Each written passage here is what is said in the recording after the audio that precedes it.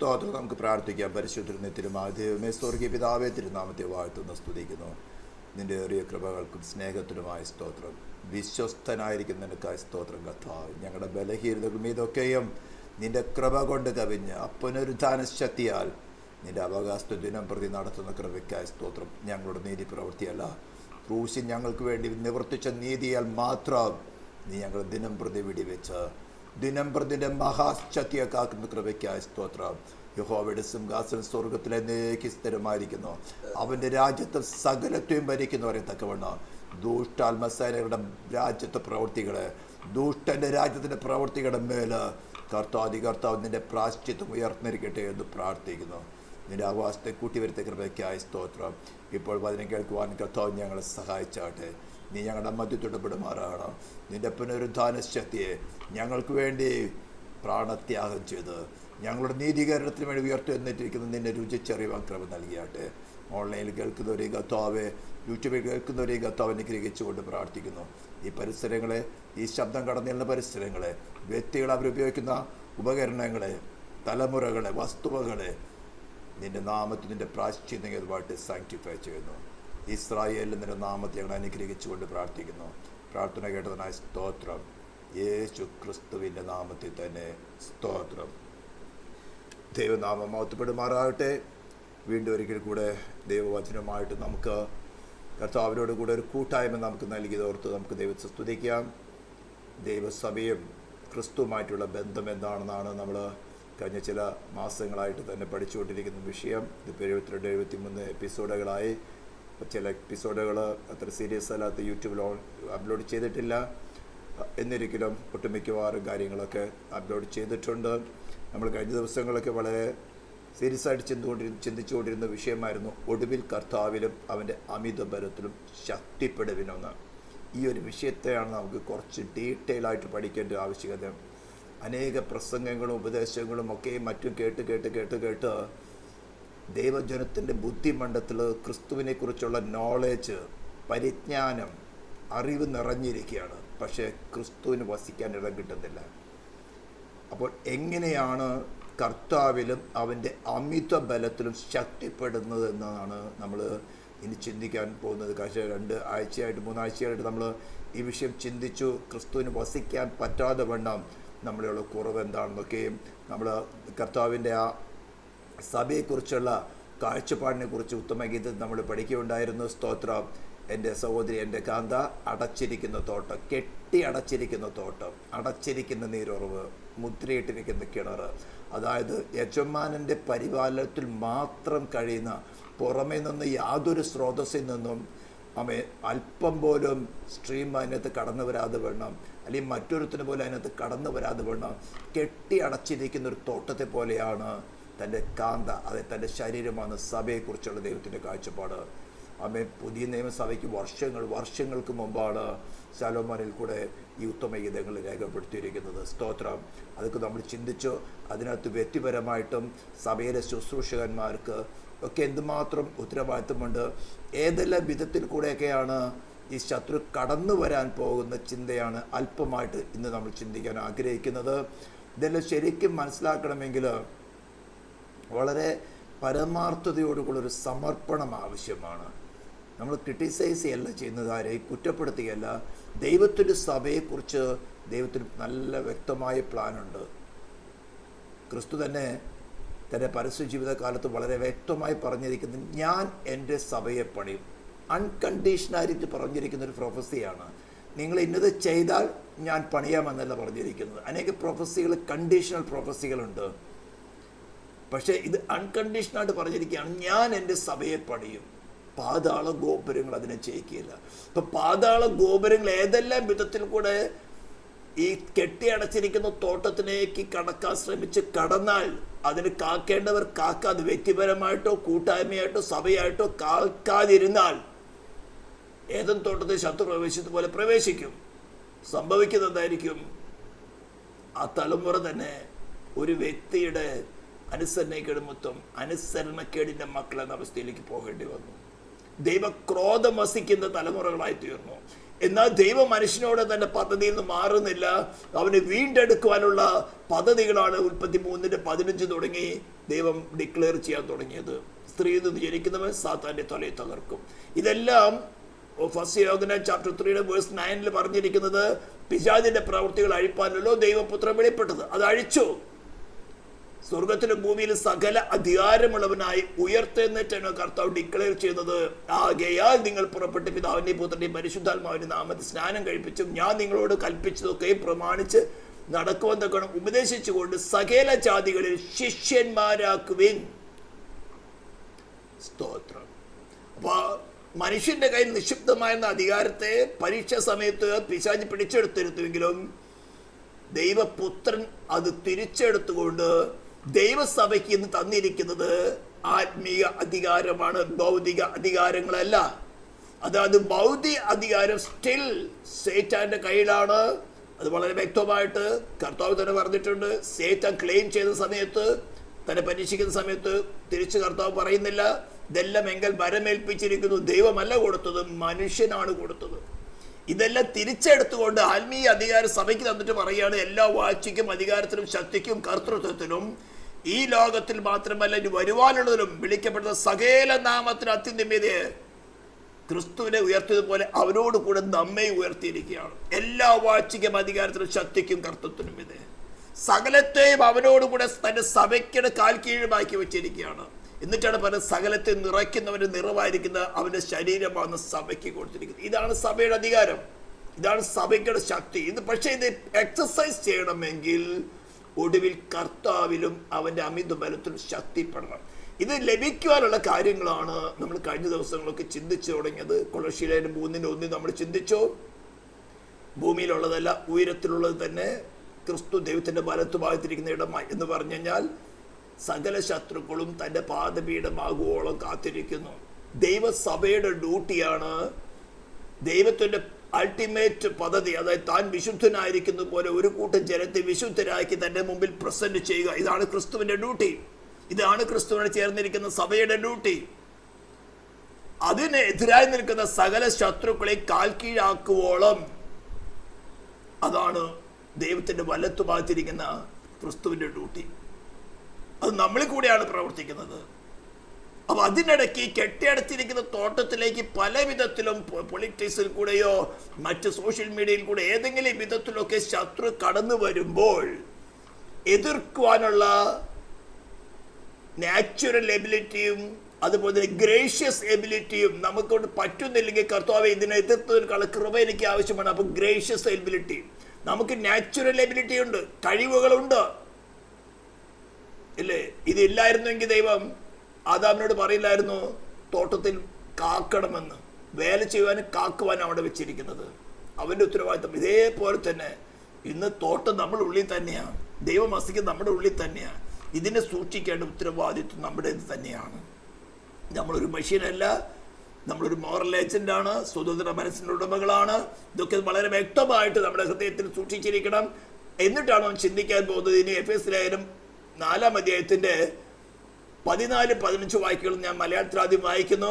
അങ്ങനെ നാം ഇനി മനുഷ്യരുടെ ചതിയാലും ഉപായത്താലും തെറ്റിച്ചു കളയുന്ന തന്ത്രങ്ങളിൽ കുടുങ്ങിപ്പോകാൻ തക്കവണ്ണം ഉപദേശത്തിന്റെ ഓരോ കാറ്റിനാൽ അലഞ്ഞൊഴിയുന്ന ശിശുക്കൾ ആയിരിക്കാതെ. ഇത് പറയുമ്പോൾ തന്നെ പറയും, വാസ്തവത്തിൽ ഞങ്ങൾ സൺഡേ സ്കൂളിൽ പഠിച്ചിട്ടുള്ളതാണ്. കർത്താവ് തന്നെ നേരിട്ട് 5 വിധ ശുശ്രൂഷകൾ കൊടുത്തിട്ട് 5 വിധ ശുശ്രൂഷകളുടെ ലക്ഷ്യം എന്താണ് എന്ന് വിവരിച്ച് പറഞ്ഞിട്ട് പറയുകയാണ്. അങ്ങനെ അതായത് ആ ശുശ്രൂഷ പെർഫെക്റ്റ് ആയിട്ട് ചെയ്യുകയാണെങ്കിൽ ആ ശുശ്രൂഷ ഏൽക്കുന്നവർ, അതായത് അപ്പസ്തോലന്മാരുടെ ശുശ്രൂഷ, പ്രവാചകന്മാരുടെ ശുശ്രൂഷ, ഇടയന്മാരുടെ, ഉപദേഷ്ടാക്കന്മാരുടെ, സുവിശേഷകന്മാരുടെ ശുശ്രൂഷയിൽ കൂടെ പാപത്തിന്റെ അടിമത്തിൽ കിടക്കുന്ന ഒരാളെ അല്ലെങ്കിൽ പാപത്തിന്റെ ദാസ്യത്തിൽ നിൽക്കുന്ന ആളെ അവിടെ നിന്നും വിടിവെച്ചെടുക്കുവാൻ തക്കവണ്ണം ദൈവം നടത്തിയ പ്രായശ്ചിത്തത്തെ മനസ്സിലാക്കി എന്താണ് മാനസാന്തരം എന്ന് പറഞ്ഞു കൊടുത്ത്, ശരിയായ മാനസാന്തരം എന്താണ്, ദൈവം അംഗീകരിക്കുന്ന മാനസാന്തരം എന്നാണ്. അത് മാനസാന്തരപ്പെടുന്ന വ്യക്തിയിലല്ല, ദൈവത്തിലാണ് അതിന്റെ ജഡ്ജ്മെന്റ് ഇരിക്കുന്നത്. എൻ്റെ ഇഷ്ടത്തിന് ഞാൻ തൽക്കാലത്തേക്കുള്ള മാനസാന്തരം ദൈവം കണക്കിടുന്നില്ല. നമ്മുടെ അൾട്ടിമേറ്റ് ഇന്റൻഷൻ ദൈവഹിതമനുസരിക്കണം എന്നുള്ള ഇന്റൻഷൻ ചേഞ്ച് ആവാത്തോടത്തോളം അത് ദൈവം അംഗീകരിക്കുന്നില്ല. പക്ഷേ മനുഷ്യനോട് സ്നേഹത്തിൽ ദൈവം തന്റെ ദീർഘക്ഷമയിൽ അവസരങ്ങൾക്ക് പുറകെ അവസരങ്ങൾ തന്നുകൊണ്ടിരിക്കുകയാണ്. അതിനാണ് ഈ 5 വിധ ശുശ്രൂഷകൾ: അപ്പസ്തോലിക ശുശ്രൂഷയും, പ്രവാചക ശുശ്രൂഷയും, സുവിശേഷകന്റെ ശുശ്രൂഷയും, ഇടയന്റെ ഉപദേഷ്ടാവിന് ശുശ്രൂഷ തരുന്നത്. ഓരോരോ ഉപദേശങ്ങൾ പെർഫെക്റ്റ് ആയിട്ട് നിർത്തിയ സഭ, എഫേസ്യ സഭയോടാണ് പറയുന്നത് ഈ കാര്യങ്ങൾ. എന്നിട്ട് പറയാണ്, ഇക്കാര്യങ്ങളൊക്കെ നാം ശ്രദ്ധിച്ചാൽ ഇനി മനുഷ്യരുടെ ചതിയാലും ഉപായത്താലും, ഇവിടെ സൈത്താന്റെ ചതിയ എന്നല്ല പറഞ്ഞിരിക്കുന്നത്, മനുഷ്യന്റെ ചതിയാലും. പലരും കയറി പിശാചിനെ അങ്ങ് കുറ്റപ്പെടുത്തും. വളരെ വ്യക്തമായി പറഞ്ഞിരിക്കുന്നത് മനുഷ്യരുടെ ചതിയാലും ഉപായത്താലും തെറ്റിച്ച് കളയുന്ന തന്ത്രങ്ങളിൽ കുടുങ്ങിപ്പോകുവാൻ തക്കവണ്ണം ഉപദേശത്തിന്റെ ഓരോ കാറ്റിനാൽ അലഞ്ഞുഴയുന്ന ശിശുക്കൾ ആയിരിക്കാതെ. ഇത് എന്ത് സംഭവിക്കുക? അതാണ് അടുത്തത് ഇൻഡയറക്റ്റ് ആയിട്ട് പറയുന്നത്. സ്നേഹത്തിൽ സത്യം സംസാരിച്ചുകൊണ്ട്. ഇത്തരം കാര്യങ്ങളിൽ കൂടെ മനുഷ്യരുടെ ചതിയാലും ഉപായത്താലും തെറ്റിച്ച് കളയുന്ന തന്ത്രങ്ങളിൽ കുടുങ്ങിയാൽ നിങ്ങൾക്ക് ഹൃദയപൂർവ്വം സ്നേഹത്തിൽ സത്യം സംസാരിക്കാൻ പറ്റില്ല. സ്നേഹം വേണമെങ്കിൽ കാണിക്കാം, പക്ഷെ ഹൃദയത്തിലിരിക്കുന്ന മറ്റൊന്നും നിന്റെ ഫിസിക്കൽ ആക്ഷനിൽ കൂടെ, നിന്റെ പുറമെ പ്രകടിപ്പിക്കുന്ന സ്നേഹത്തിൽ കൂടെ മറ്റൊന്നുമായിരിക്കും വെളിപ്പെടുന്നത്. പക്ഷേ അഗ്നിജ്വാലയ്ക്കുന്ന ഒരു കണ്ണുള്ളവനാണ് ദൈവസഭയ്ക്കകത്ത് വെളിപ്പെടുന്ന ക്രിസ്തുവിനെ കുറിച്ചുകൊണ്ട് പത്മോസില് യോഹന്നാൻ വെളിപ്പെടുത്തിയത്. വെളിപ്പാട് പുസ്തകം 1-ാം അധ്യായത്തിൽ പറഞ്ഞിരിക്കുന്നത് അഗ്നിജ്വാലയ്ക്കകത്തോട് കണ്ണുള്ളവനായി മാറത്ത് പൊൻകച്ച കെട്ടിയാണ് എന്ന് പറഞ്ഞാൽ മനുഷ്യന്റെ ഹൃദയത്തിന് അന്തരേന്തരങ്ങളെ പോലെ ശോധന. നീ പുറമെ കാണിക്കുന്നതല്ല, നിന്റെ അകത്തൊളിച്ചിരി വെച്ചുകൊണ്ട് നീ പുറമെ പ്രകടിപ്പിക്കുന്നത് കണ്ടിട്ട് മാറത്ത് പൊൻകച്ച എന്ന് പറഞ്ഞാല് ന്യായവിധി നടത്തുവാൻ കഴിവുള്ളവൻ.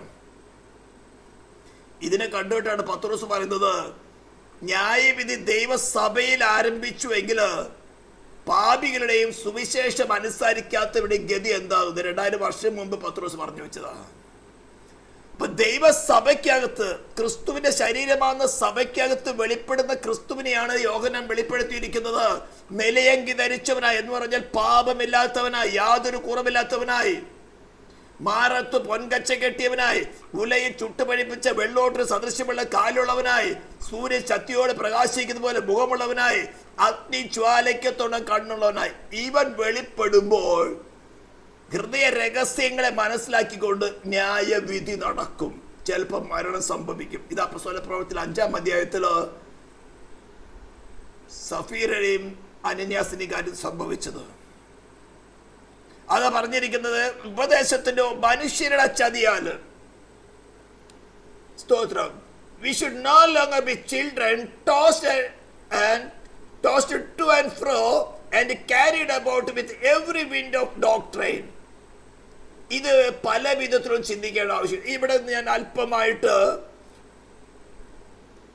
നമുക്ക് ഗ്രീക്കിലും കൂടെ ചിന്തിക്കേണ്ടി വരും. ഞാൻ മുഴുവൻ വായിച്ചു കഴിഞ്ഞിട്ട്, by the trickery of men, Satan എന്നല്ല പറഞ്ഞിരിക്കുന്നത്, by the trickery of men, in the cunning craftiness of deceitful plotting, but speaking the truth in love.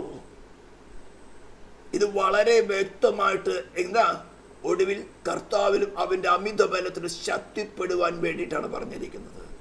കർത്താവിന് കുറ്റം പറഞ്ഞിട്ട് കാര്യമില്ല. സംഭവം ഇവിടെ പറഞ്ഞ മനുഷ്യരുടെ ചതിയാൽ പെട്ടുപോയിട്ടുണ്ട്. നമുക്ക് ഈ ഭാഗം ഒന്ന് ഗ്രീക്ക് ബൈബിളിലും കൂടി ഇത് വായിക്കാൻ ആഗ്രഹിക്കുകയാണ്. സ്തോത്രം. വേഴ്സ് 14 നമ്മൾ ഇംഗ്ലീഷിൽ വായിച്ചാൽ, that we may by no means still be minors, searching hither and thither, and being carried about by every wind of teaching by human caprice എന്ന വേർഡ് അവിടെ ഉപയോഗിച്ചിരിക്കുന്നത്. ബൈ ക്രാഫ്റ്റിനെസ്, അതായത് മനുഷ്യന്റെ ഒരു ചഞ്ചലപ്പെടുന്ന, ഒന്ന് കേട്ടാൽ അങ്ങോട്ട് ചായും, അല്ലെങ്കിൽ ഇങ്ങോട്ട് ചായും. ഒരുവൻ അങ്ങനെ പറഞ്ഞാൽ ഇവരെ ഇങ്ങോട്ട് പറഞ്ഞാൽ ഇങ്ങനെ. ഇതല്ല ദൈവസഭയുടെ സ്വഭാവം. കെട്ടി അടച്ചിരിക്കുന്ന തോട്ടം. ഹല്ലേലൂയ. ഇവിടെ സൈത്താൻ എന്നല്ല പറഞ്ഞിരിക്കുന്നത്, മനുഷ്യരുടെ ഉപായത്താൽ. To the sympathizing of the deception. Now, being true in love, we should be making all grow into him. ക്രിസ്തുവിനോട് സദൃശ്യമായി തീരത്തക്കവണ്ണം, അല്ലെങ്കിൽ ക്രിസ്തു എന്ന തലയോളം വളരെ തക്കവണ്ണമാണ് ഈ ഉപദേശങ്ങളിൽ കൂടെ നടത്തുന്നത്. ഇതിന് നമ്മൾ തുടർച്ചയായിട്ട് വായിക്കുമ്പോൾ ഒരു ചെറിയ ഉദാഹരണം പോൾ 14-ാം അധ്യായത്തിന്റെ അവസാനത്തിൽ തന്നെ പറഞ്ഞിട്ടുണ്ട്. നിങ്ങൾ തമ്മിൽ, ആരോട് പറഞ്ഞത് മനസ്സിലാക്കണം, സഭയോട് പറയാണ്, നിങ്ങൾ തമ്മിൽ ദയവും മനസ്സരിവും ഉള്ളവരായി ദൈവം ക്രിസ്തുവിൽ നിങ്ങളോട് ക്ഷമിച്ചതുപോലെ അന്യോന്യം ക്ഷമിപ്പിൻ. ഈ ഒരു വാക്യം നിങ്ങൾ ശ്രദ്ധിച്ചിട്ടുണ്ടോ? ഒരു മനുഷ്യൻ വന്ന് പറയാണ്, നമ്മളെല്ലാവരും ക്ഷമിക്കേണ്ടതല്ലോ, കർത്താവ് പഠിപ്പിച്ചിരിക്കുന്നത് അങ്ങനെയല്ലോ, ഒരു ചേട്ടത്ത് അടിക്കുക, മറിച്ചേട് കാണിക്കുക, ശത്രുവിന് വേണ്ടി പ്രാർത്ഥിക്കുക, എല്ലാവരോടും ക്ഷമിക്കുക. പത്രോസ് ചോദിച്ചപ്പോൾ 70 പ്രാവശ്യം ക്ഷമിക്കണമെന്നല്ലേ പറഞ്ഞിരിക്കുന്നത്? ദൈവവചനമല്ലയോ? മനുഷ്യന് ഉപായം നോക്കണം, ദൈവവചനം തന്നെയാണ് പറഞ്ഞിരിക്കുന്നത്. പെർഫെക്റ്റ്, അത് കർത്താവ് തന്നെ പഠിപ്പിച്ച കാര്യം പറഞ്ഞിരിക്കുന്നത്. പരിശുദ്ധാത്മാവ് അപ്പസ്തോലിൽ കൂടെ എഴുതിയിരിക്കുകയാണ്, ദൈവം ക്രിസ്തുവിൽ നിങ്ങളോട് ക്ഷമിച്ചതുപോലെ. ഇവിടെ ക്രിസ്തുവിൽ എന്നുള്ള വാക്ക് അങ്ങ് ഹൈഡ് ചെയ്യും.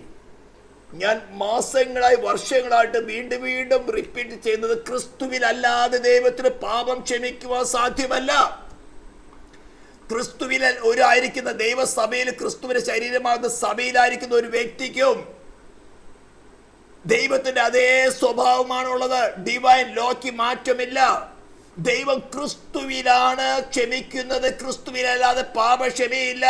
ക്രിസ്തുവിലല്ലാതെ ക്ഷമ ചോദിച്ചാലും ക്ഷമ പ്രസംഗിച്ചാലും ക്ഷമ കൊടുക്കുന്നില്ല.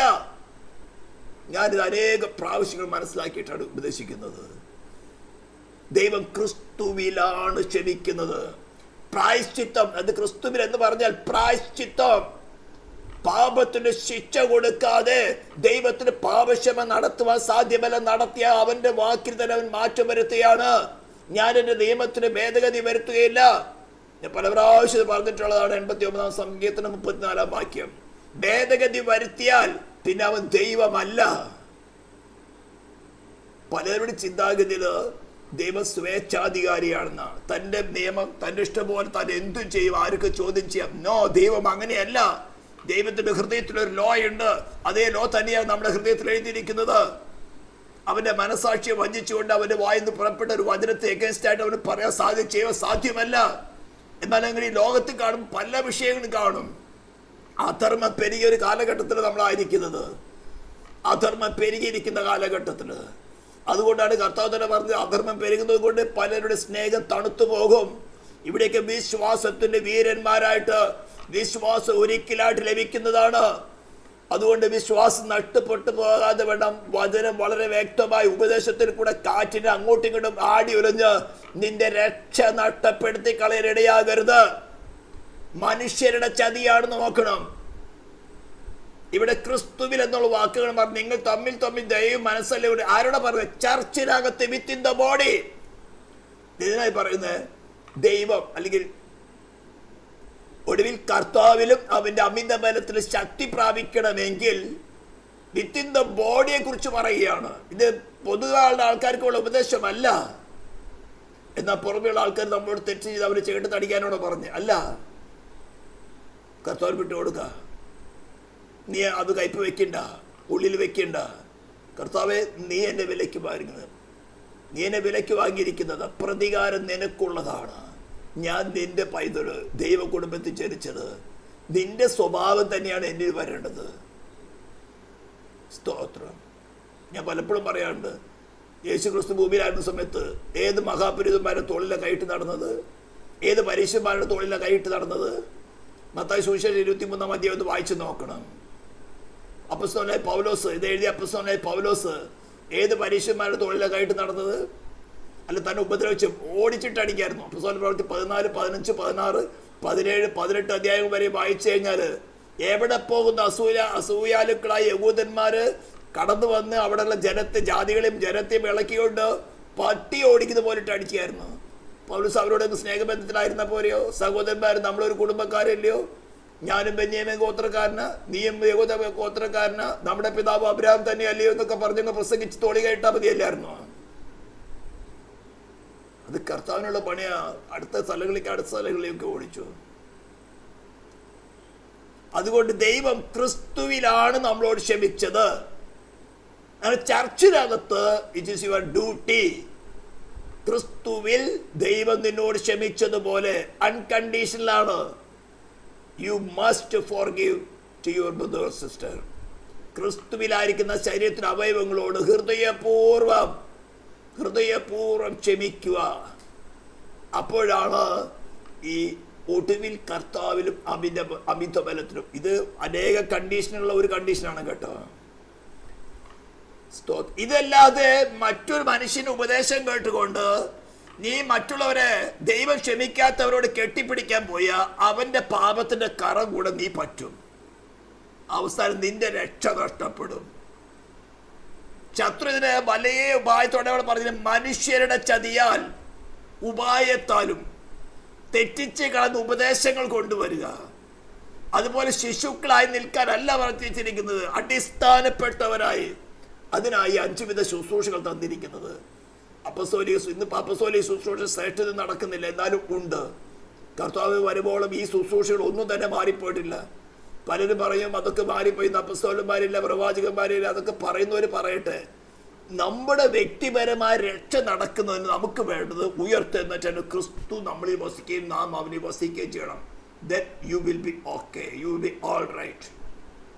ധൈര്യമായിട്ട് പറയാം, എൻ്റെ മണവാളൻ്റെ വരവെങ്കിലും ഞാൻ എടുക്കപ്പെടും. ഈ ഒരു കോൺഫിഡൻസ് നമുക്കുണ്ടാകണം. ഇതെല്ലാം പാസ്റ്റർമാരുടെ തലയിൽ അടുത്തവരുടെ തലയിലിട്ടിട്ട് കാര്യമില്ല. ശത്രു പല വിധത്തിലും വരും. മനുഷ്യരുടെ ഉപായത്താൽ ചതിയാലെന്ന് പറഞ്ഞിരിക്കുന്നത്. സ്വന്തം മക്കളായിരിക്കാം, സ്വന്തം സെർവൻസ് ആയിരിക്കാം, സ്വന്തം ഭാര്യ ആയിരിക്കാം, ഭർത്താവായിരിക്കാം. അവിടെയൊക്കെയും എന്നേക്കാൾ അധികം എന്തിനെ സ്നേഹിച്ചാൽ നിന്റെ ജീവൻ നഷ്ടപ്പെടും. ഈ ലോകത്തിൽ തന്റെ ജീവനെ നേടാൻ ശ്രമിക്കുന്നവൻ ഒരുപാട് കളയും. ജീവൻ പോലും ത്യജിച്ച് കളയേണ്ട അവസ്ഥ വരും. ഈ രക്ഷ എന്ന് പറയുന്നത് നിസാര സംഭവമല്ല. Of course it is free gift. പക്ഷേ നമ്മുടെ പ്രവൃത്തിയാലുള്ള നീതീകരണം നില അത് പാപമോചനത്തിന്റെ വിഷയമില്ല. അതിനുശേഷം അപ്പോസ്തലൻ പൗലോസ് ഫിലിപ്പിയിലെ 2:14 പറഞ്ഞിരിക്കുന്നത് വർക്ക്ഔട്ട് സാൽവേഷൻ, ഭയത്തോടും വിറയലോടും കൂടെ നിങ്ങളുടെ രക്ഷയ്ക്കായിട്ട് പ്രവർത്തിക്കാനാണ് പറഞ്ഞിരിക്കുന്നത്. ഇതൊക്കെ വാക്യങ്ങൾക്ക് തമ്മിലുള്ള കോൺട്രാഡിക്ഷൻ എന്ന് പറഞ്ഞുകൊണ്ട് മുസ്ലിമുകൾ പറയുന്നത് നിങ്ങളുടെ പുസ്തകത്തിൽ പല രീതിയിൽ എഴുതിയിരിക്കുന്നത്. അങ്ങനെ ഒറ്റ എന്നോട് വന്ന് പറയുകയാണെങ്കിൽ ഒരിടത്ത് ഇറ്റ് ഈസ് ഫിനിഷ്, സകലവും നിവൃത്തിയായി, ക്രൂശിലെല്ലാം നിവൃത്തിയായി, ഇനി ഒന്നും പ്രവർത്തിക്കാനില്ല എന്ന് പറഞ്ഞ് പ്രസംഗിക്കും. നിവൃത്തിയായത് എന്താ? തന്റെ പ്രായശ്ചിത്തത്തിന് ആവശ്യമായിട്ടുള്ള സകലതും നിവൃത്തിയായതാണ്. മനുഷ്യന്റെ ഒറിജിനൽ സിന്നിന്റെ പാപക്ഷമ കിട്ടുവാൻ തക്കവണ്ണം പ്രായശ്ചിത്തം സക്സസ് ആയി. ഇനി നിനക്ക് രക്ഷ പ്രാപിക്കണമെങ്കിൽ വിശ്വസിക്കാന്നുള്ളത് നീ പ്രവൃത്തിയിൽ കാണിക്കണം. ആത്മാവില്ലാത്ത ശരീരം നിർജീവമായിരിക്കുന്ന പോലെ പ്രവൃത്തിയിലില്ലാത്ത വിശ്വാസം നിർജീവമാകുന്നു. യാക്കോബ് വളരെ വ്യക്തമായി എഴുതിയിരിക്കുന്നു. സ്നാനപ്പെടുന്ന എനിക്ക് ആഗ്രഹമുണ്ട്. കർത്താവ് എൻ്റെ കൂടെ വിശ്വാസത്തിൽ മുന്നോട്ട് വന്ന ഒരു സഹോദരൻ ഉണ്ടായിരുന്നു. ഞാൻ സ്വപ്നത്തിൽ സ്നാനപ്പെട്ടു. ദൈവത്തിന്റെ ആത്മാവ് സ്നാനപ്പെടുന്നതിനെ കുറിച്ച് കൂടെ സ്വപ്നം കൊടുത്തതാണ്. ഞാൻ സ്വപ്നത്തിൽ സ്നാനപ്പെട്ടു, ഇനി സ്നാനപ്പെടേണ്ട ആവശ്യമില്ല. പിൽക്കാലത്ത് ദൈവത്തിന്റെ ആത്മാവ് അദ്ദേഹത്തെ ശക്തിപ്പെടുത്തി വളരെ കട്ടതയുടെ മാർഗത്തിൽ കൂടെ പോകേണ്ട സമയത്ത് ഞാൻ 10-15 വർഷങ്ങൾക്ക് മുമ്പ് അദ്ദേഹത്തെ കണ്ടിട്ടുള്ളൂ. പിന്നീട് കണ്ടിട്ടില്ല. തൃശ്ശൂർക്കാരൻ തന്നെയാണ്. വലിയ കട്ടത തീച്ചുള്ളിൽ കൂടെ പോകേണ്ടി വന്നതിലും സത്യത്തിന് വേണ്ടി നിലനിൽക്കാൻ ഇടവന്നു. ചെറിയ ചിന്താഗതിയിലുള്ള ടെസ്റ്റുകളാണ് ഞാൻ പറഞ്ഞു വരുന്നത്. അപ്പോൾ നമ്മുടെ അടുത്ത് ശരിയായ ഉപദേശം തന്ന് ക്രിസ്തുവിന്റെ ശരീരമാണ്, സഭയിലാണ്, ഞാൻ കെട്ടിയടച്ചിരിക്കുന്ന തോട്ടമാണ്, അടച്ചിരിക്കുന്ന നീരുറവയാണ്, ഈ നീരുറവയിൽ കൂടെ വരുന്നത് എന്ത്? വേറൊരു ഉപദേശം. മനുഷ്യരുടെ ചതിയാലും ഉപായത്താലും ഉപദേശത്തിന്റെ ഓരോരോ കാറ്റിനാൽ ആടി ഉലഞ്ഞു പോവുക. കേൾക്കുമ്പോൾ തോന്നുന്നു ശരിയാണല്ലോ, ദൈവവചനം തന്നെയാണല്ലോ, യേശു ക്രിസ്തു തന്നെ പറഞ്ഞോ. ഈ പാസ്റ്റർ എങ്ങനെയാ പറയുന്നത്? യേശു ക്രിസ്തു പറഞ്ഞിരിക്കുന്ന എല്ലാവരും കെട്ടിപ്പിടിക്കാനാണ്. കെട്ടിപ്പിടിച്ചോ, പോയത് നിന്റെ രക്ഷ. എവിടെ വരും പറയാം? സിംഹാസനത്തിന്റെ മുമ്പിൽ വെളിപ്പെടും. നീ എന്തിനാണ് ക്ഷമിച്ചത്? എന്തായിരുന്നു നിന്റെ അൾട്ടിമേറ്റ് ഇന്റൻഷൻ? എല്ലാം അവിടെ വെളിപ്പെടും. അതിനേക്കാളും നല്ലത് കർത്താവേ നിന്റെ ആത്മാവിനെ നടത്ത്. ശത്രുവിന്റെ ആരവം വരുമ്പോൾ, ശത്രുവിന്റെ തന്ത്രം വരുമ്പോൾ, കർത്താവ് നിന്നെ കൂടാതെ രക്ഷ പ്രാപിക്കാൻ സാധ്യമല്ല. നീ ലോകത്തെ ജയിച്ചവൻ, പാപമില്ലാതെ ജയിച്ചവൻ, സ്തോത്രം, സേറ്റാനെ ജയിച്ചവൻ, ലോകത്തെ ജയിച്ചവൻ, മരണത്തെ ജയിച്ചവൻ, പാതാളത്തെ ജയിച്ചവൻ. കർത്താവ് നിന്നാൽ സകലവും സാധ്യമാണ്. Please help me, please carry me in your hand. ക്രിസ്തുവിനെ കൂടാതെ നമുക്ക് രക്ഷ പൂർത്തീകരിക്കാൻ സാധ്യമല്ല. ഹല്ലേലൂയ. നമ്മൾ വീണ്ടും അവിടേക്ക് പോവുകയാണ്. സ്തോത്രം.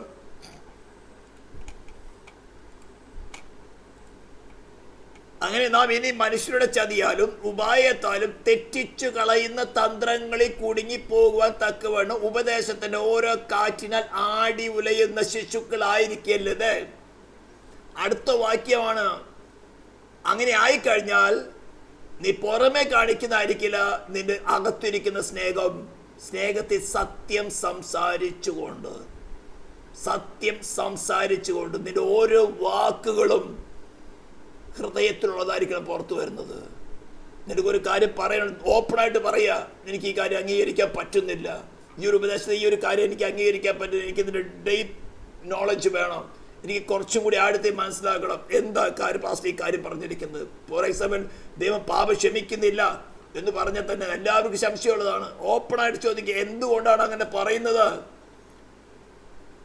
ദൈവം ഒരു മനുഷ്യന്റെ ടെമ്പററി ആയിട്ടുള്ള ഒരു മാനസാന്തരത്തിൽ പാപം ക്ഷമിച്ചാൽ എന്തായി? പ്രായശ്ചിത്തം കൂടാതെ പാപം ക്ഷമിക്കാൻ പറ്റുമോ? ഞാൻ വളരെ ഡീപ്പായിട്ടുള്ള ക്ലാസ്സുകളൊക്കെ എടുത്തിട്ടുള്ളതാണ്. ക്രിസ്തുവിനെ കൂടാതെ ആർക്കും പോലും ദൈവത്തിന്റെ അടുത്തേക്ക് വരാൻ സാധ്യമല്ല. ക്രിസ്തുവിനെ കൂടാതെ ദൈവത്തിന്റെ അടുത്തേക്ക് വരുന്നതിന്റെ മേൽ ദൈവ ക്രോധമേ വസിക്കുകയുള്ളൂ. തന്റെ പുത്രന്റെ മേൽ ദൈവം മാനവജാതിയുടെ മേലുള്ള ക്രോധത്തെ ഏൽപ്പിച്ചുകൊണ്ട് ആ പാനപാത്രം മുഴുവനും കുടിച്ച് മാനവജാതിക്ക് സ്വാതന്ത്ര്യം നേടിക്കൊടുത്ത ക്രിസ്തുവിനെ കൂടാതെ ആർക്ക് പുത്രന്റെ അടുത്തേക്ക് പിതാവിന്റെ അടുത്തേക്ക് അടുക്കാൻ പറ്റും? ആർക്ക് ദൈവത്തിന്റെ അടുത്തേക്ക് അടുക്കാൻ പറ്റും? പിന്നെ ദൈവം ദീർഘക്ഷമയുള്ളവനും എല്ലാവർക്കും ദൈവമായിരിക്കുന്നതുകൊണ്ട് ദുഷ്ടന്റെ വയലിലും നീതിമാന്റെ വയലിലും എല്ലാം നൽമഴ അനുഭവിക്കുന്നവനാണ്. എന്തിനാ? അൾട്ടിമേറ്റില് നീ ക്രിസ്തുവിൽ കൂടെ ദൈവത്തോട് നിരക്കാൻ വേണ്ടി അവസരം തരുന്നതേ ഉള്ളൂ. അവസരങ്ങൾ യൂട്ടിലൈസ് ചെയ്തുകൊണ്ട് ദൈവത്തോട് അകന്നുപോയ അവസ്ഥയിൽ നിന്ന് ലോകത്തെ ക്രിസ്തു മാതിരി ദൈവത്തോട് നിരപ്പിക്കുന്ന ശുശ്രൂഷയാണ് ഞാൻ നിങ്ങളെ ഘോഷിച്ചുകൊണ്ടിരിക്കുന്നത്. അത് നിങ്ങൾക്ക് ഫ്രീഡമുണ്ട്. മനുഷ്യരുടെ ഉപായത്തിൽ ചതിയാലും അവൻ്റെ നേട്ടത്തിന് വേണ്ടിയിട്ടായിരിക്കും, അല്ലെങ്കിൽ ഇപ്പോൾ വേറെ ഒരു പ്രത്യേക ഡിനോമിനേഷനോടുള്ള പകയോണ്ടായിരിക്കും അവൻ പറയുന്നത്. അവൻ ചിലപ്പോൾ സത്യം കേട്ടിട്ടില്ല, അവൻ തെറ്റായ ഉപദേശത്തായിരിക്കും നിൽക്കുന്നവൻ. ഇതൊക്കെ മനസ്സിലാക്കണമെങ്കിൽ ദൈവത്തിൻ്റെ കൃപ വളരെ ആവശ്യമാണ്. സ്തോത്രം. അല്പമായിട്ട് വെള്ളം ചേർത്ത് കഴിഞ്ഞാൽ വളരെ ആളെ കൂട്ടാൻ സാധിക്കും. പക്ഷെ ദൈവസ്ഥാനത്തിൽ കൃപയിൽ നിർത്തണമെങ്കിൽ കുറച്ച് അധ്വാനമുണ്ട്, നിൽക്കണമെങ്കിൽ അധ്വാനമുണ്ട്. സ്തോത്രം. പല പല ഉപായത്തിലും മനുഷ്യരുടെ ഉപായ ചതിവും വരുമ്പോൾ ഇതെൻ്റെ പ്രാണന്റെ ആത്മാവിൻ്റെയും രക്ഷയുടെ വിഷയമാണെന്ന് മനസ്സിലാക്കി കീപ്പ് എ ഡിസ്റ്റൻസ്. എന്നിട്ട് പത്രോസ് പറയുന്ന ഒരു കാര്യം കൂടി വായിച്ച് നമുക്ക് നിൽക്കാം. 1 Peter 3-ാം വാക്യം. 1 Peter chapter 3 verse 15.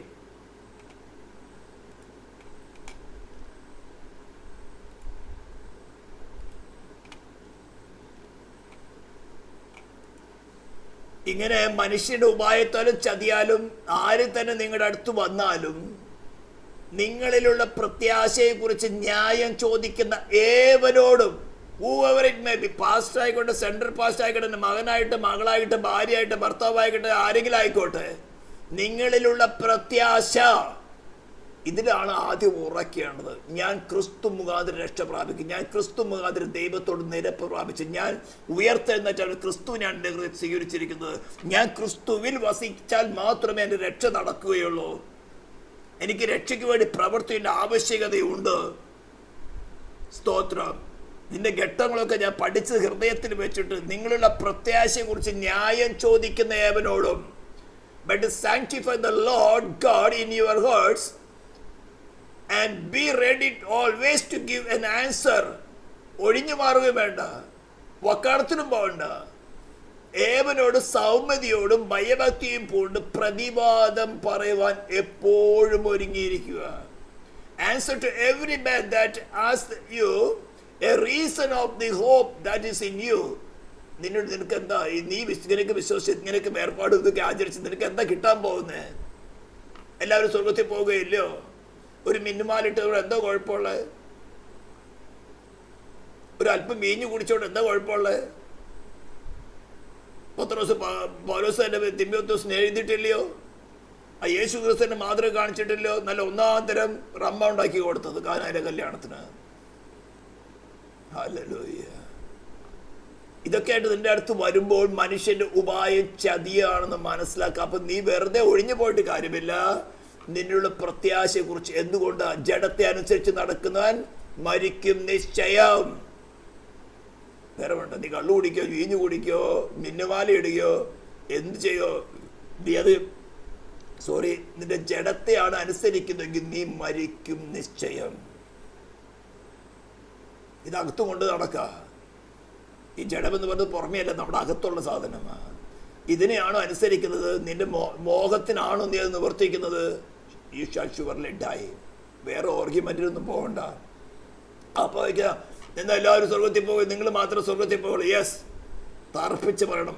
ഇങ്ങനെ നിൽക്കുന്നവർ മാത്രം സ്വർഗത്തിൽ പോകും. ദൈവത്തിൻ്റെ മോടി അതാണ്. ആകാശം ഭൂമി ഒഴിഞ്ഞു പോകാത്ത വചനം. അങ്ങനെ പ്രത്യാശയെക്കുറിച്ച് ചോദിക്കുന്നവര്, ന്യായം ചോദിക്കുന്ന ഏവനോടും ആരോടായാലും വഴക്കിനല്ല, സൗമ്യതയോടുകൂടെ ഇരിക്കും. നമുക്ക് അല്പം സംസാരിക്കാം. വാ തർക്കിക്കണ്ട, വാ. ദൈവവചനം ഓപ്പൺ ചെയ്യ്. പൗലോസ് പറഞ്ഞിരിക്കുന്നത് എന്താ? നിങ്ങളുടെ രക്ഷയ്ക്കായി പ്രവർത്തിപ്പി. എങ്ങനെ? ഭയത്തോടും വിറയലോടും കൂടി രക്ഷയ്ക്കായിട്ട് പ്രവർത്തിപ്പി. സ്തോത്രം. എൻ്റെ ആവശ്യമില്ല. ഓക്കെ, നിനക്ക് ആവശ്യമില്ല, നീ നിന്റെ പണി നോക്കിക്കോ. പക്ഷെ എനിക്ക് ആവശ്യമുണ്ട്. ഇത് എൻ്റെ പ്രാണന്റെ ആത്മാവിന്റെ രക്ഷയുടെ വിഷയമാണ്. ദൈവവചനത്തിൽ പറഞ്ഞിരിക്കുന്നത് ഇങ്ങനെയാണ്. സ്തോത്രം. ഭയഭക്തിയോടും പോണ്ട് അവന്റെ പ്രാണൻ രക്ഷിക്കാൻ ഇടയാവണം. നിന്റെ വാക്കുകൊണ്ട് അവന്റെ പ്രാണൻ നഷ്ടപ്പെട്ടു പോകരുത്. അതേ സമയത്ത് നിന്റെ പ്രാണൻ നഷ്ടപ്പെടാതിരിക്കാൻ സൂക്ഷിക്കുകയും വേണം. മനുഷ്യന്റെ ഉപായം ചതിയൊക്കെ പല വിധത്തിലും വരും. അവിടെയൊക്കെ നമ്മുടെ പ്രാണന്റെ കരുതൽ വളരെ അത്യാവശ്യമാണ്. എന്ന് പറഞ്ഞാൽ അവരെ ഇടറിപ്പോവാൻ എവിടെയാവരുത്. മാറി നിന്ന് പ്രാർത്ഥിക്കുക. കർത്താവേ, നീ അവരെ സന്ദർശിക്കണം. നീ അവർക്ക് വേണ്ടി പ്രായശ്ചിത്തമായി തീർന്നതാ. അവരറിയില്ലായ്മ കൊണ്ട് നീ അവരങ്ങനെ ആയിരിക്കുന്നു. നീയോ അവരുടെ സ്നേഹത്തിൽ നിന്ന് ഒഴിയുന്നില്ലല്ലോ. ആ ശരീരത്തിലിരിക്കുമ്പോൾ എപ്പോഴും മാനസാന്തരപ്പെടാൻ ഇടയുണ്ടല്ലോ. നിന്റെ സ്നേഹം കൊണ്ട് കർത്താവെ കവിയണമേ. ഒരു പക്ഷെ നമ്മുടെ തലമുറകൾ അനുസരിക്കാതെ ശടിച്ചു നിൽക്കുന്നവരായിരിക്കാം, മത്സരിക്കുന്നവരായിരിക്കും. ഒരു പക്ഷെ നമ്മുടെ പരീക്ഷയ്ക്ക് വേണ്ടിയായിട്ടായിരിക്കാം. നിന്റെ മക്കളെ നീ എന്നേക്കാൾ അധികമായിട്ട് സ്നേഹിക്കുന്നുവോ? നീ അവർ ശാസിക്കുന്നുണ്ടോ? അവർക്ക് വേണ്ടി നീ പക്ഷപാതം ചെയ്യുന്നുണ്ടോ? ഒരു പക്ഷെ നിന്നെ ഗ്രോ ചെയ്യാനായിരിക്കും ദൈവം അത് അനുവദിക്കുന്നത്. നിന്നെ പരിശോധിക്കാനായിരിക്കും അനുവദിക്കുന്നത്. അവിടേക്ക് ഗ്യാപ്പിൽ നിൽക്കുക. ലോർഡ്, അവർ മനുഷ്യരായിരിക്കുന്നിടത്തോളം നിന്റെ പ്രായശ്ചിത്തം അവർക്ക് വേണ്ടി വിലയേറിയതാണ്. നീ അവർക്ക് വേണ്ടി പ്രായശ്ചിത്തമായി തീർന്നതാണ്. അവർ കൈവിട്ട് പോകേണ്ട സ്ഥാനത്ത് എൻ്റെ ദൈവമേ, നീ എന്നെ കൈവിട്ടതെന്നത് അത്യുച്ചത്തിൽ നിലവിളിക്കത്തക്കവണ്ണം അല്പസമയത്തേക്ക് പുത്രനെ കൈവിട്ട പിതാവിന് സ്നേഹം ഇന്ന് അവരോട് കാണിക്കണം. നീ അവരെ കൈവിടല്ലേ കർത്താവേ. ഗ്യാപ്പിൽ നിൽക്കുക. ദൈവം തീർച്ചയായിട്ടും ആ പ്രാർത്ഥന കേൾക്കും. അവർക്ക് അവസരം ഒരുക്കി കൊടുക്കും. അത് അവർ പറയുന്നതിനനുസരിച്ച് കൊണ്ട് നീ എല്ലാവരും കെട്ടിപ്പിടിക്കാൻ പോയി നിന്റെ രക്ഷ നഷ്ടപ്പെടും. അതുകൊണ്ട് പഠിപ്പിച്ചു തരുന്ന കാര്യങ്ങൾ എന്തിനാ? ഒടുവിൽ കർത്താവിലും അവൻ്റെ അമിത ബലത്തിൽ ശക്തിപ്പെടും. എന്താ ദൈവസഭയ്ക്ക് സംഭവിച്ചിരിക്കുന്നത്? ഇന്ന് നമ്മൾ കാണുന്ന ഈ സഭകൾക്ക് സംഭവിച്ചെന്താണ് നിങ്ങൾക്ക് ഏകദേശമൊക്കെ മനസ്സിലാകുന്നുണ്ടായിരിക്കും. ഏവന് കയറി വന്ന് കൺവെൻഷനിൽ പ്രസംഗിക്കുക, ഏവന് കൂട്ടായ്മകൾ വന്ന് പ്രസംഗിക്കുക, ഏവന് കയറി വന്ന് പ്രവചിക്കുക. ഈ ആയിരിക്കുന്ന പാസ്റ്ററിന്റെ കയ്യിൽ ഇല്ലയോ? നിന്റെ കയ്യിൽ 2 ആത്മാവോ 10 ആത്മാവോടെ ഇവയെ കൂടി ജാഗരിക്കാൻ, ഇവർക്ക് വേണ്ടിയുള്ള ഭക്ഷണം കൊടുക്കാനുള്ള ഉത്തരവാദിത്തം, മന്ന കൊടുക്കാനുള്ള ഉത്തരവാദിത്തം നിന്റെ കയ്യിലിരിക്കുന്നത്. നീ അങ്ങ് ചെല്ലുമ്പോൾ കണക്ക് കൊടുക്കണം. ദശാംശം മേടിച്ച് തിന്നാൽ പോരാ, അങ്ങ് ചെല്ലുമ്പോൾ കണക്ക് കൊടുക്കണം. ഈ ആത്മാവ് എന്തുകൊണ്ട് നഷ്ടപ്പെട്ടു? ഇവന്റെ അടുത്ത് മനുഷ്യന്റെ ഉപായത്തിന് ചതിയാലും വരുന്ന സമയത്ത് നീ ശാസിച്ചില്ലയോ? നീ ഉപദേശിച്ചില്ലയോ? നിനക്ക് ഞാൻ സ്വർഗത്തിലും ഭൂമിയിലുള്ള സകല അധികാരമുള്ളവന്റെ എന്നോട് കൂടെയാണ് നീ ആയിരിക്കുന്നത്. അവിടെ മനസ്സിൽ തോന്നിട്ടൊന്നും കാര്യമില്ല. അയ്യോ, അനന്യാസ് പീറ്റർ ആദ്യ സഭയല്ലയോ? നീ വിറ്റൽ എന്തായാലും കുറച്ചെങ്കിലും കൊണ്ടുവന്നല്ലോ, ബാക്കി ഇരിക്കട്ടെ. പത്രോസ് സന്തോഷത്തോടെ വിളിച്ച്, യോഹന്നാനെ പിടിച്ചോ, ഇവര് കുറച്ച് കൊണ്ടുവന്നിട്ടുണ്ട്. കർത്താവേ, ഞാൻ കുറച്ച് മാറ്റി വെച്ച് ക്ഷമിക്കണേ അവരോട് നല്ല പറഞ്ഞത്. ശത്രുവായ സഭയ്ക്കകത്ത് കടക്കാൻ അനുവദിച്ചില്ല.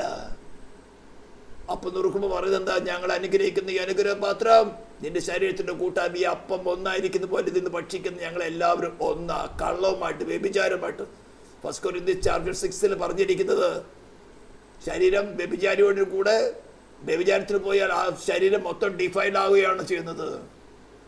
അപ്പനമ്മയെ വിട്ട് ഏക ശരീരമായിരിക്കും.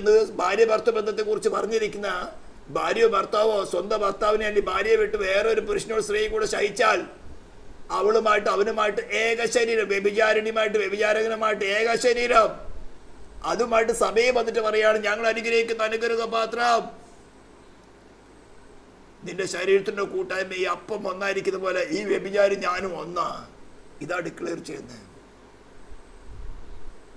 ഇതൊക്കെ വളരെ സൂക്ഷിക്കേണ്ട വിഷയങ്ങളാണ്.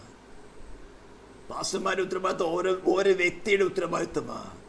വ്യക്തിയിൽ കൂടെ സഭ ഡിഫൈല നോക്കിട്ട് പറഞ്ഞു കൊടുത്തിട്ട് കേൾക്കുന്നില്ലെങ്കിൽ കട്ട് ഓഫ്. കെട്ടിയടച്ചിരിക്കുന്ന തോട്ട. അതാ പറഞ്ഞു, ഞാൻ എൻ്റെ സഭയെ പണിയും, പാതാള ഗോപുരം അതിനെ ജയിക്കുകയില്ല. പാതാള ഗോപുരത്തിൽ കൂടെ പ്രവേശിക്കാൻ ശ്രമിച്ചാൽ ദൈവത്തിൻ്റെ ആത്മാവ് തന്നെ ചിലപ്പോൾ ഛേദിച്ചു കളയും. സീരിയസ് ആയ വിഷയങ്ങളാണ് അതൊക്കെ.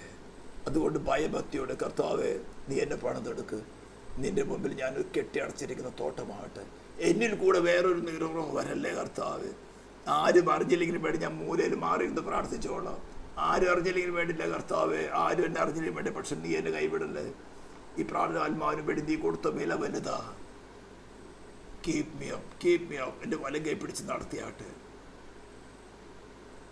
അത്രയും സ്പിരിച്വൽ ഓപ്പറേഷൻസും അത്രമാത്രം ഡിഫൈൻഡ് ആയിരിക്കുന്ന ഒരു ലോകത്തിലാണ് നാം.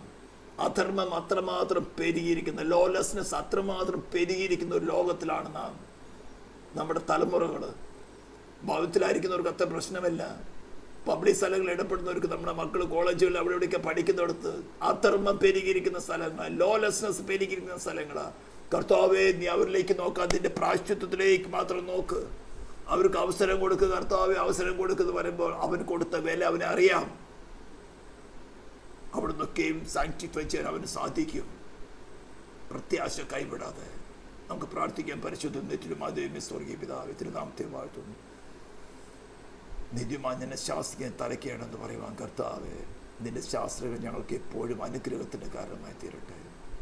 നിന്റെ വചനം കർത്താവ് നിവർത്തിക്കുന്നല്ലോ. ഞാൻ എൻ്റെ സഭയെ പണിയും, പാതാള ഗോപുരങ്ങൾ അതിനെ ജയിക്കുകയില്ല. മനുഷ്യരുടെ വാഴ്ത്തല ചതിയാലും നിന്റെ ശരീരം ഡിഫൈലാവാൻ നീ അനുവദിക്കുന്ന ദൈവമല്ല. നിന്റെ നീതി ഉയർന്നിരിക്കട്ടെ. ഇസ്രായേലിൽ ഞങ്ങൾ വീണ്ടും അനുഗ്രഹിച്ചുകൊണ്ട് പ്രാർത്ഥിക്കുന്നു. പ്രാർത്ഥന കേട്ടതിനായി സ്തോത്രം. യേശു ക്രിസ്തുവിൻ്റെ നാമത്തിൽ തന്നെ സ്തോത്രം. Thank you.